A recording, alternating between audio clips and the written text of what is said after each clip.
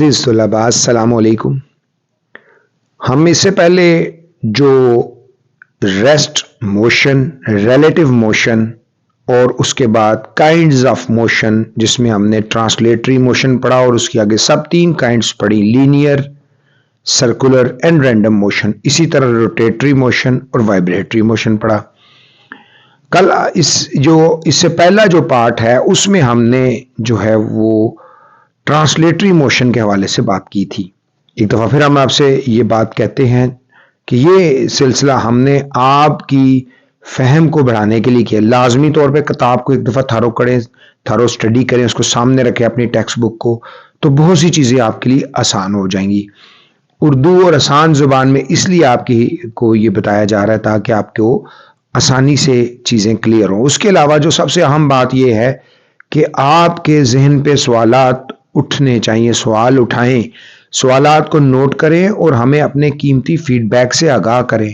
ہم آپ کے پوچھے گئے سوالات کے اوپر مزید اس ٹاپک کو بڑھائیں گے، اس کے اوپر ڈیفرنٹ گفتگو کریں گے اور یقیناً ہم انشاءاللہ اپنی طرف سے بھی اس ٹاپک کو مزید آسان کرنے کے لیے وقتاً فوقتاً اس سے ریلیٹڈ چیزیں اپلوڈ کرتے رہیں گے اور طلباء کو آگاہ بھی کرتے رہیں گے کہ آپ اس کو دیکھ لیں تاکہ آپ کے کانسیپٹس کلیئر ہو جائیں۔ تو آج ہم روٹیٹری موشن کو دیکھیں گے۔ کسی بھی باڈی کا اپنے ایکسس کے گرد گھومنا روٹیٹری موشن کہلاتا ہے۔ اب اس کے ایکسس کیا ہوتے ہیں؟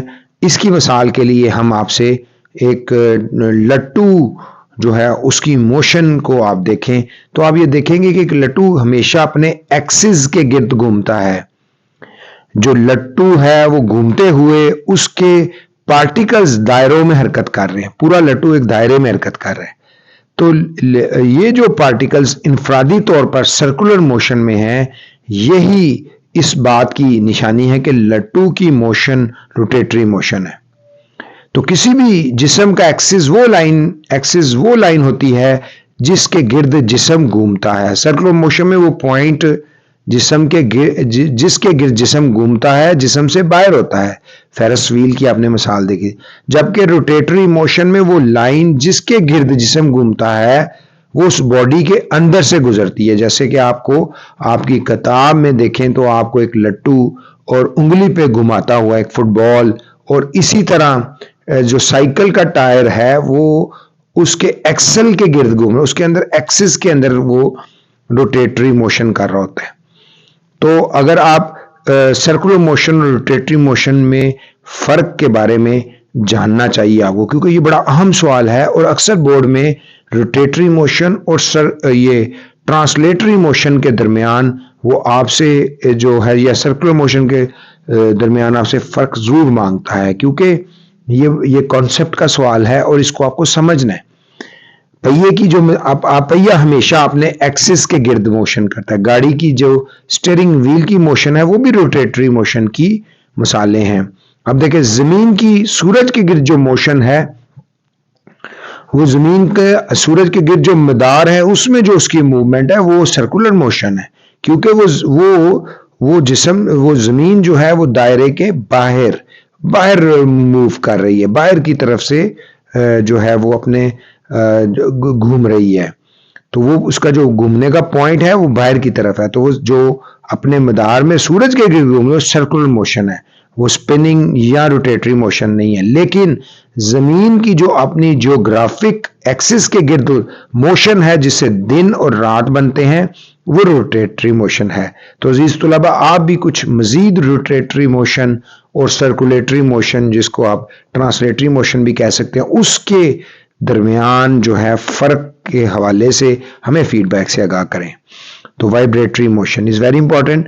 کسی بھی باڈی کی اپنی جو مین پوزیشن سے ایکسٹریم پوزیشن اور ایکسٹریم پوزیشن سے مین پوزیشن کی طرف موومنٹ، اور یہ اگر کنٹینیوس ہو تو ہم کہتے ہیں کہ وہ وائبریٹری موشن ہے۔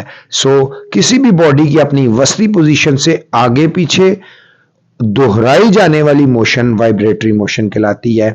آپ نے کسی بچے کو پینگ پر جھولا لیتے ہوئے دیکھا ہوگا کہ بچہ جو ہے وہ اپنے آپ کو مین پوزیشن سے، جہاں پہ وہ ساکن حالت میں پینگ ہوتی ہے، آگے کی طرف دھکیلتا ہے اور کچھ دیر بعد وہ پیچھے کی طرف، اور اس طرح وہ جھولا جھولتا رہتا ہے۔ اسی طرح آپ نے کلاک دیکھا ہوگا، اس کا پینڈولم بھی ٹو اینڈ فرو آگے پیچھے مسلسل حرکت کرتا رہتا ہے۔ اسی طرح آپ نے بچوں کو سی سا جو اوپر نیچے والا جھولے میں دیکھا ہوگا کہ کس طریقے سے وہ بچے سی سا پر کھیلتے ہیں، ایک بچہ اوپر کی طرف دوسرا نیچے کی طرف، وہ بھی وائبریٹری موشن کی مثال ہے۔ اسی طرح ایک پنگوڑے میں جھولے میں لیٹا ہوا بچہ جب جھولے کے ساتھ آگے پیچھے دہرائی جانے والی موشن کرتا ہے تو وہ بھی وائبریٹری موشن ہے۔ آپ نے اپنے اسکول میں الیکٹرک بیل دیکھی ہوگی، الیکٹرک بیل کا ہے تھوڑا بھی آگے پیچھے جو موو کرتا ہے وہ موومنٹ اس کی وائبریٹری موشن ہے۔ اسی طرح کسی جو ستار بجاتے ہیں، گٹار بجاتے ہیں، اس کے اندر جو اس کے تار ہیں ان کی موشن بھی وائبریٹری موشن ہے۔ اور vibratory motion is very important motion, کیونکہ یہ ٹو اینڈ فرو موشن میں چلتے ہیں، اور اکثر یہ کہا جاتا ہے کہ جی دنیا میں اللہ تعالیٰ نے وائبریشن، فریکوینسی اور انرجی کے ساتھ یہ چیزوں کو ڈیفائن کیا ہے۔ تو یہ یقیناً فزکس کے اہم ٹاپک ہیں۔ عزیز طلباء، اسکیلرز اینڈ ویکٹر کوانٹیٹیز، ہم جب بھی فزکس کے حوالے سے جب بات کرتے ہیں تو ہمیں بہت سی، ہم نے بیس کوانٹیٹیز پڑھا تھا اور ڈرائیو کوانٹیٹیز پڑھا تھا، تو ان بیس اور ڈرائیو کوانٹیٹیز جیسے میس ہے، لینتھ ہے، والیوم ہے، ڈینسٹی ہے، سپیڈ ہے، فورس ہے، تو ان کے حوالے سے ہمیں ان ساری کوانٹیٹیز کو اسکیلر اور ویکٹر میں تقسیم کرنا ہوتا ہے۔ تو اسکیلر جو ہیں ایسی فزیکل کوانٹیٹیز ہیں جن کا مکمل اظہار ان کے میگنیچیوڈ سے ہو سکتا ہے۔ Those quantities which are expressed or defined by their magnitude are called scalar quantities، یعنی مقدار، یہاں سے میگنیچیوڈ سے مراد اس کی نومیریکل ویلیو اور یونٹ ہے۔ جیسے کہ آپ کو کہا جائے کہ 2.5 کلو گرام، تو یہ جو 2.5 نومیریکل ویلیو ہے، عددی مقدار ہے، اور کلو گرام جو ہے یہ یونٹ ہے اس کا۔ تو اسی طرح 40 سیکنڈ، 1.8 میٹر وغیرہ، میس، لمبائی، وقت، سپیڈ، والیوم اور انرجی اسکیلرز کی مثالیں ہیں۔ Vector quantities, those quantities which are expressed by their magnitude as well as direction is called vector quantity. کسی ویکٹر کو مکمل طور پر جاننے کے لیے اس کی مقدار کے ساتھ اس کی سمت کا پتہ ہونا بھی ضروری ہوتا ہے۔ Velocity, displacement, force, momentum, talk وغیرہ ویکٹر مثالیں ہیں۔ سمت کے بغیر کسی ویکٹر کو بیان کرنا بے معنی ہوتا ہے۔ مثال کے طور پر کسی ریفرنس پوائنٹ یا حوالے کی جگہ سے کسی مقام کا فاصلہ اس مقام کی نشاندہی کے لیے ناکافی ہوتا ہے۔ اس مقام کا ریفرنس پوائنٹ سے سمت کا علم بھی انتہائی ضروری ہے۔ مثلا آپ کوئی بندہ مشرق میں کھڑا ہے تو آپ کہتے ہیں وہ کھڑا ہے، اب وہ کھڑا ہے یہ کوئی پتہ نہیں وہ کہاں کھڑا ہے۔ جب آپ اسے بولیں کہ وہ مشرق میں کھڑا ہے تو یہ بات زیادہ جو ہے قابل جو نشاندہی کرنے کی ہے، اور اس لیے اس کا مقام کا ریفرنس پوائنٹ سے سمت کا علم بھی بہت ضروری ہے۔ کسی ویکٹر کو اس کی مقدار اور سمت کی مدد سے مکمل طور پر بیان کیا جاتا ہے۔ آپ ایسا آپ کی بک میں بھی یہ موجود ہے، آپ میز کے اوپر جو ہے دو سیم فورسز لگائیں، ایک میز پر دو فورسز F1 اور F2 عمل کر رہی ہیں، آپ سمجھیں تو ایک دوسری فگر میں جو ہے ایک طرف ایک فورس جا رہی ہے اور دوسری فورس جا رہی ہے۔ اگر یہ دونوں فورسز جو مخالف سمت پر عمل کر رہی ہیں تو ان کے درمیان کو فرق کرنا پڑے تو آپ کو اس فرق کرنے کے لیے آپ کو ان کی جو ہے وہ سمتوں کے باعث بتانا پڑے گا کہ ایک جو ہے وہ لیفٹ ہینڈ سائڈ کی طرف موو کر رہی ہے اور دوسری رائٹ ہینڈ سائڈ کی طرف موو کر رہی ہے۔ تو یہ جو سمت ہے دونوں ایک ہی سمت پر عمل پیرا ہیں اور دونوں مختلف سمتوں پہ عمل پیرا ہیں، تو یہ بڑا ضروری بات ہے۔ تو کسی فورس کا بیان سمت کے بغیر نامکمل ہوتا ہے۔ اسی طرح جب ہم کہتے ہیں کہ ایک بندہ 3 کلومیٹر پر آور کی سپیڈ سے شمال کی طرف جا رہا ہے تو اس سے مراد یہ ہوتی ہے کہ وہ کسی ویکٹر کی بات کر رہا ہے۔ تو ویکٹر اس لیے امپورٹنٹ ہے کیونکہ یہ ہمیں ڈائریکشن کے بارے میں بتائے گا، اور ہم نے بتایا تھا بنیادی جو ڈائریکشنز ہیں وہ 4 ہیں، مشرق، مغرب، شمال، جنوب، اور جو ثانوی جو ہیں مقداروں میں ہمارے پاس آ جاتا ہے شمال مشرق، نارتھ، جس طرح نارتھ ایسٹ ویسٹ ساؤتھ ہے، اسی طرح south east, north east, south west, north west, اس طرح یہ جو ہے یہ ثانوی سمتیں ہیں۔ ریپرزینٹیشن آف ویکٹرز، ویکٹرز کا اظہار، ویکٹر کو اسکیلرز سے نمایاں کرنے کے لیے عموماً کیپٹل لیٹرز یا براڈ مارکر وغیرہ سے حروف تہجی، جس کو جلی حروف تہجی سے کہتے ہیں، لکھا جاتا ہے۔ جیسے اگر آپ دیکھیں تو اے اسمال، اے بی، ان حروف پر بار یا تیر کی علامت ڈال دی جاتی ہے۔ یہ کسی ویکٹر کو گرافیکلی ظاہر کرنے کے لیے ایک سیدھی لائن کھینچی جاتی ہے، اس کے ایک سرے پر تیر کا نشان اس کی ویکٹر کی سمت کو ظاہر کرتا ہے۔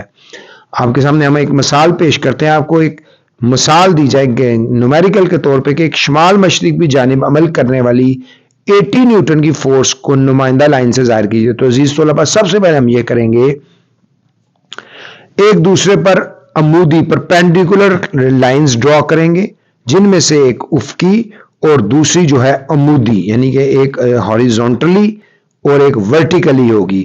جو ہاریزونٹلی ہے وہ خط جو ہے مشرق سے مغرب کی طرف، اور جو پرپینڈیکولر ورٹیکل ہے اس خط کو ہم نارتھ ٹو ساؤتھ، شمال جنوب کی سمت سے ظاہر کریں گے۔ اس کے بعد جو دیا گیا ویکٹر ہے اس کی نمائندہ لائن کھینچنے کے لیے مناسب سکیل کا انتخاب کریں گے۔ جیسے پہلے فیز میں ہم نے یہ کیا کہ ہم نے جو ہے نارتھ ایسٹ ساؤتھ کا ایک سکیل بنایا، دوسرے فیز میں ہم یہ کریں گے کہ ایک سوٹیبل سکیل کا انتخاب کریں گے، کیونکہ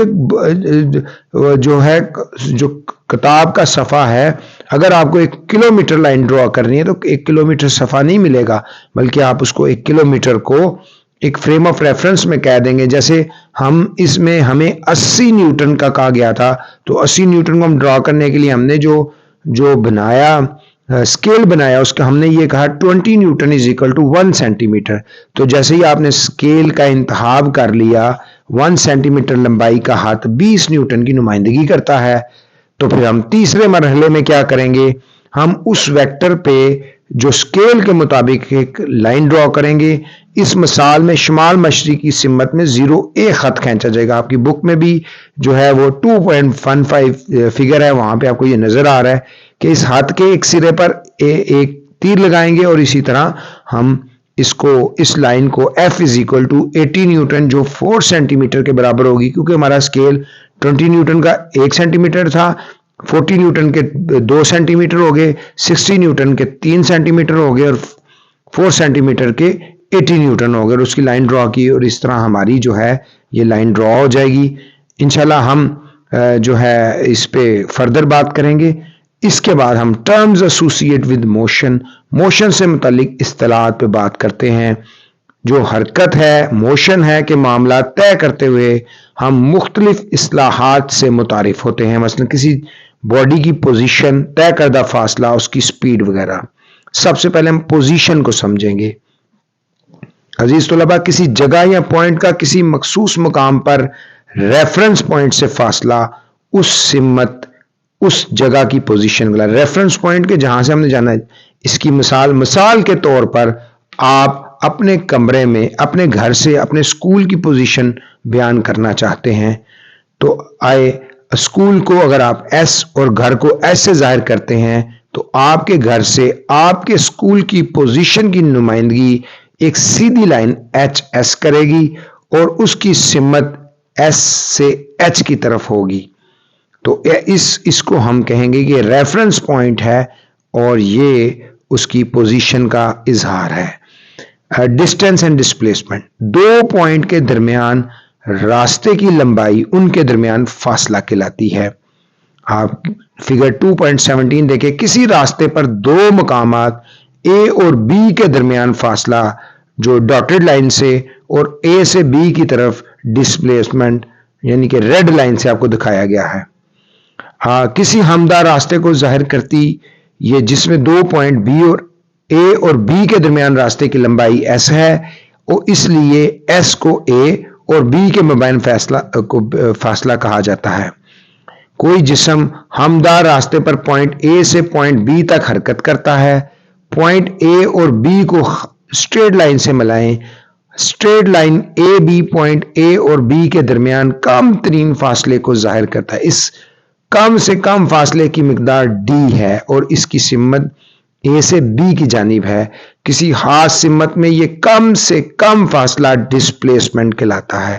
یہ ایک ویکٹر کوانٹٹی ہے، مقدار ہے، اور اسے ہمیشہ اسمال ڈی سے ظاہر کیا جاتا ہے. یعنی دو پوائنٹ کے درمیان کم سے کم فاصلہ ڈسپلیسمنٹ کہلاتا ہے.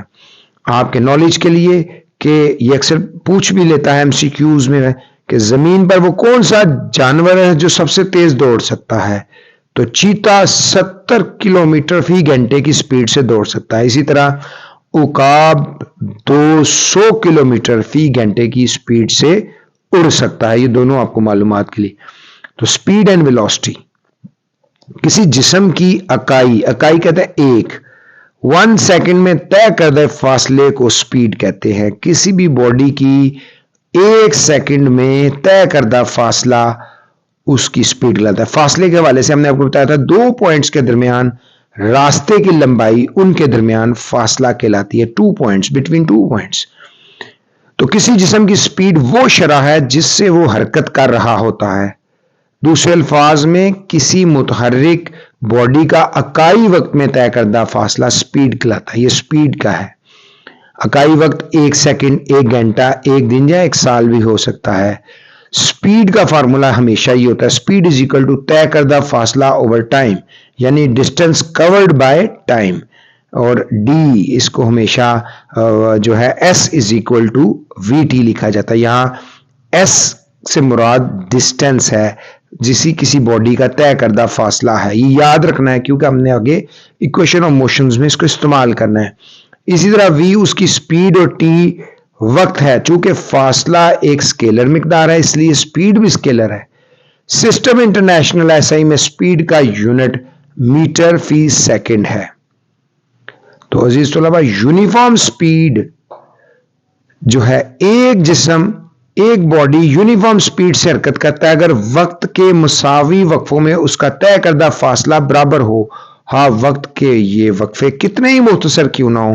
یعنی اگر آپ S is equal to V T کو دیکھیں تو اس میں وقت ٹی کے دوران باڈی کی اوسط ایوریج سپیڈ وی ہے کیونکہ وقت ٹی کے دوران باڈی کی سپیڈ تبدیل بھی ہو سکتی ہے. تاہم اگر سپیڈ تبدیل نہ ہو رہی ہو اور اس کی مقدار یونیفارم رہے تو جسم کی سپیڈ کو یونیفارم سپیڈ کہتے ہیں. یعنی ایک باڈی اگر 1 منٹ میں 2 کلومیٹر یا 2 میٹر طے کر رہی ہے تو دوسرے منٹ میں اس کو 4 کرنا ہے، تیسرے منٹ میں اس کو 6 کرنا ہے. تو اس کا مطلب یہ ہے کہ وہ یونیفارم سپیڈ سے حرکت کر رہی ہے کیونکہ اس کے درمیان ہر منٹ کے درمیان جو فاصلہ ہے وہ 2 کا ہے.